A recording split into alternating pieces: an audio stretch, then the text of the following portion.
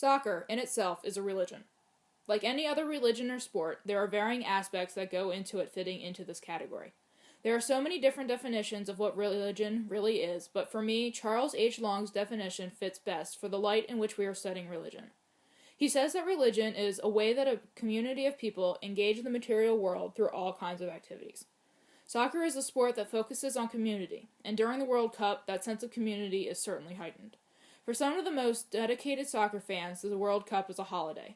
It is not uncommon for fans to skip work for a few hours to go watch the game, or for some of the more committed fans, they even skip work for a few weeks to travel to the World Cup for that live experience.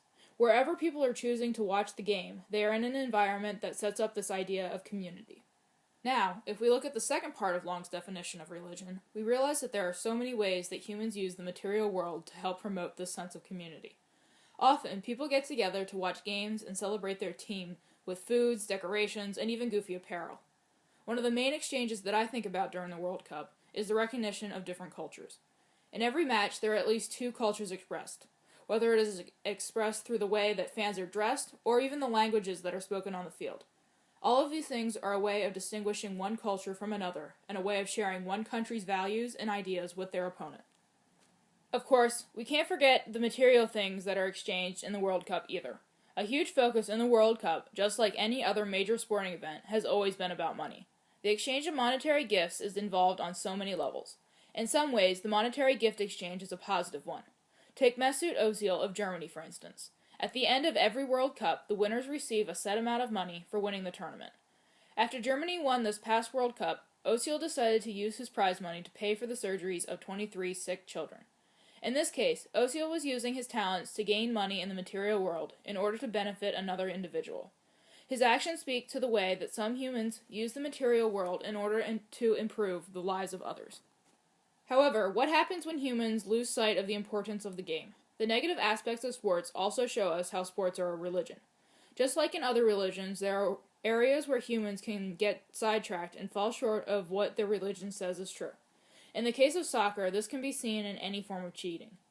There are many instances in the World Cup where cheating has certainly occurred, but the one that stands out the most to me in my mind happened in the 1986 World Cup involving Diego Maradona of Argentina. During the quarterfinal game between Argentina and England, Diego Maradona scored Argentina's second goal of the match. After looking at the replay, not only did the ball appear to skim his head, but it also deflected off his fist.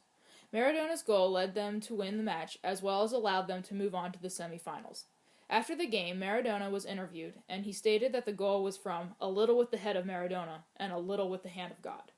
This argument that I'm making here is not whether or not God helps him score this important goal, but rather how the goal recognizes some of the pitfalls and temptations that we see in all religions. I believe that in Maradona's situation, his desire to win overpowered his faith in his talents, which caused him to cheat. The temptation for Maradona to cheat is just one example of how humans sometimes get caught up in the material world and forget about how their actions are reflected in religion. To conclude, I want to emphasize how similar sports are to religion. They both have the positive aspects of religion and have a very similar goal. That is, they both create a sense of community through the material world. If we look at sports like soccer and recognize it as a religion, there is no reason why the World Cup can't be considered a holiday in the religion of soccer.